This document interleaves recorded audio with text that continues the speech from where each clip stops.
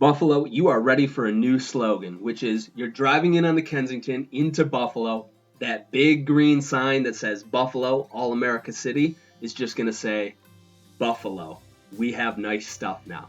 I know people are going to say on social media and in the comments, we've always had nice stuff. Look at Elmwood. Look at this insert diamond in the rough here. Yeah, you know what I mean. We have nice stuff now in terms of the contemporary things that everybody else on the planet is looking for. Meaning, if you're downtown, 5 or 10 years ago, you really only had a few options as to where you could even go out to dinner. And now there are more cool places opening up in downtown and all around the city where you can get a nice cocktail, an awesome dish to eat that you would recommend to people from anywhere because it's on caliber with places from anywhere.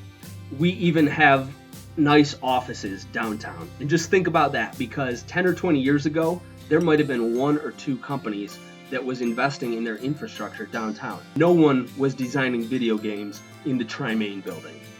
That would have been relegated to only a handful of cities, and that's an opportunity that comes with the digital age, and it's awesome to see how that actually comes into play from people in Buffalo taking advantage of this timing. This mansion was burnt out when I was a kid standing in front of it on the St. Patrick's Day parade. Do you remember it? You could see the chars in the windows, and that is in the core of our mansion district, in the heart of our city, and that type of thing is starting to change, but let's not get crazy either, because I think it's important to remember that there are suburbs that have more activity going on than the core of our city, that you can go to a main street in Westchester and it looks like the Elmwood Strip, and that's just one town, and that these cities that have millions of people, they have the creativity and the capital that comes from that, and that puts them at a cosmopolitan level that we don't share, and that's fine because we're doing our own thing.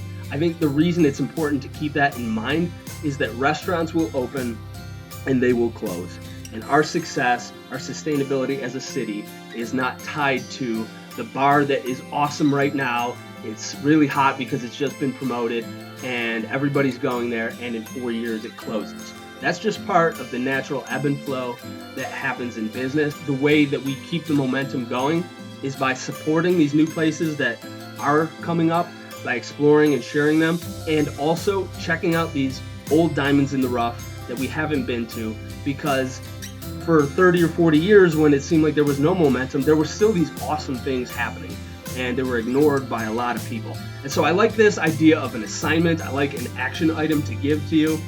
In the next 2 months, go to one of these places, a new restaurant, club, or art gallery that's opened up within the last year or two, and go to, whether it's Nietzsche's or Ulrich's, a place like this, an old cultural heritage joint. It doesn't have to be a restaurant. It could be the Basilica, it could be the Colored Musicians Club. Any of these heritage places, these best kept secrets that you've never actually been to, go to one of them.